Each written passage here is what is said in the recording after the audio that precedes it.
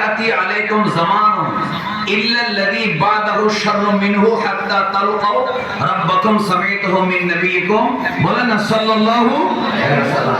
হাদিসটা বর্ণনা করেছেন আনাস, আর আনাস রাদিয়াল্লাহু আনহু বলেন আমি এটা নবীর থেকে শুনছি। কার থেকে শুনছি? নবীর থেকে শুনছি। তো তিনি বলেন তোমাদের মধ্যে যত জামানা আসবে 1447 হিজরি, এটা 1446 হিজরির চাইতে খারাপ হবে। 23 থেকে 24 খারাপ হবে, 24 থেকে 25 খারাপ হবে, 25 থেকে 26 খারাপ হবে। দিন যত যাবে খারাপ আসবে। দিন যেটা গেছে সেটা ভালো, আসতেছে দিন খারাপ।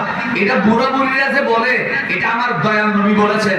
এখন আপনি যদি বলেন হুজুর তাহলে তো সবসময় আগেরটা প্রশংসা করতে হবে না।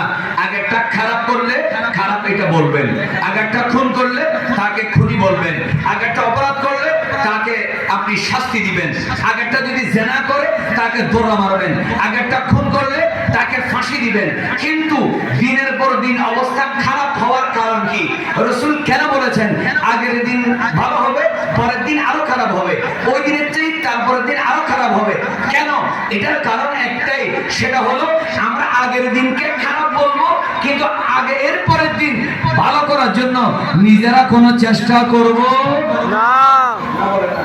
নিজেরা কোনো চেষ্টা করব, বলবো যে আগের দিন ভালো পরের দিন খারাপ, সুতরাং আমি আগে কাল যেন ভালো হয় আমি একটু চেষ্টা করি। সে চেষ্টা কারো না, সে চেষ্টা কারো।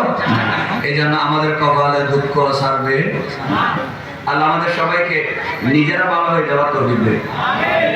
আমিন বললে কি গুনাহ হবে? প্রথমে তো বলছি আমিন বলা